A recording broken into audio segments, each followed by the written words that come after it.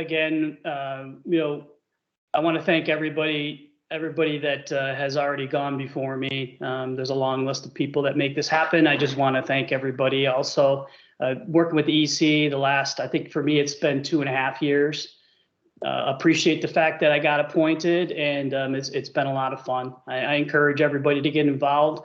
If you have ideas for change, that's the way to do it. There's lots of committees and things that you can do in order to get your voice heard. Testing news. So I did in my annual report in the VHD, I did include this, and I want to make sure that everybody is aware. We still have some residual impact from COVID.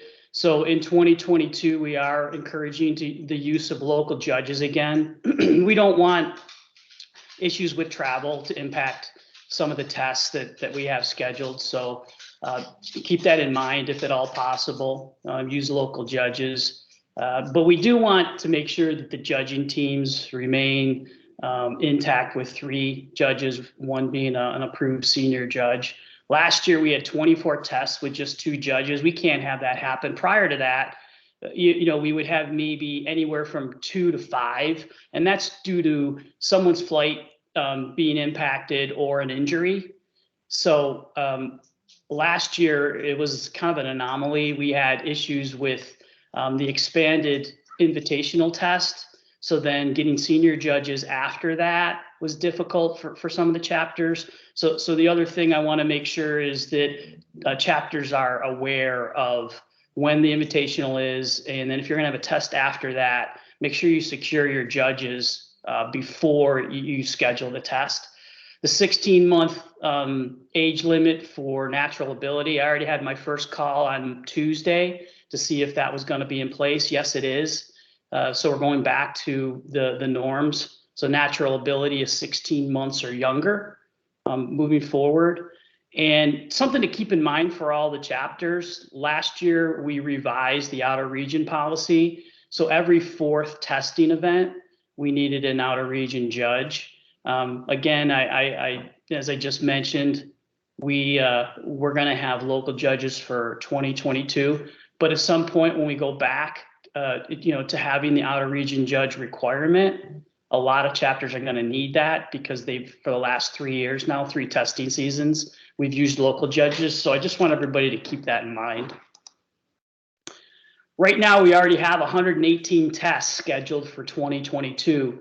There's 8 tests scheduled for the weekend of August 19th. So one of the busiest weekends that we have year after year is the 3rd weekend of August. So the 2nd and 3rd weekend of August are very, very busy for us. As you're scheduling tests, keep that in mind because judge availability is limited. So you may want to use that weekend, but it's going to be difficult to get judges. So if you could schedule before or a little bit after, you're probably better off because a lot of judges get used that weekend. The other thing that we ran into, like I mentioned, is if you're going to schedule a test after the invitational, most of the senior judges do judge that test. So it's hard to get judges after that September date.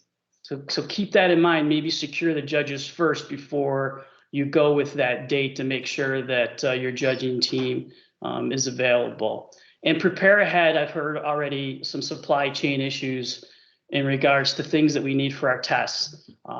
20 gauge shotgun shells, poppers, those kinds of things. I wouldn't wait to the last minute. I would try to get that stuff now because I'm already getting some questions from some of the chapters that are having their tests that are already scheduled in the spring, that they're having some issues getting this stuff. So think ahead. As far as summary goes, 433 tests completed last year, so up from the prior year, and more dogs tested. 86 chapters held tests last year compared to 82 the prior year. So as everybody else mentioned, the test secretaries, the judges, the office staff, I talked to Maria a lot, and then all the chapter volunteers, they make all this stuff happen. So please thank them when you get a chance.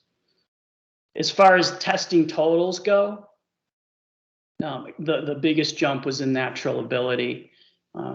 You know, we had quite a few more natural ability dogs this past year, and you know, with the prior slides that we had, we're getting more members, and a lot of times people join now to when they get a new dog. So that kind of equates maybe to the membership going up, that more people are testing the natural ability. UPT just about doubled, and utility went up just a little bit. This was interesting to me because I didn't know how this was going to pan out with the waivers that we've had over the last few years for natural ability. But the average age for a natural ability dog being tested didn't change all that much. So I thought it would have, but as you can see, it really hasn't. And the age for the other tests, you know, the average age for the other tests are pretty consistent. This is a slide that I just wanted everybody to see in regards to the top 10 breeds as far as contributing to the percent of dogs tested. So the German Shorthair Pointer is 31% of all the dogs tested, and going down the list. But these are the top 10 breeds that contribute to that. And I wanted to also go over the dogs specific to the individual tests that we have and how many prize, because as the slides indicate from prior presentations, it continues to go up. So 74% of the dogs entered in the utility test last year ended up prizing. And UPT, out of the 84 dogs that tested, 54% ended up prizing. And natural ability for the dogs that tested, 85% prized. And that 1,111 was pretty high compared to the prior year. That's really it. It was a great testing year. I appreciate everybody that's helped out. Especially, I talked to Mark Whalen, Director of Judges, a lot, and you know, so him and I, especially in those heavy testing months of the summer, really help each other out. So special thanks to Mark and everybody else, and that's it. Thanks, Dan.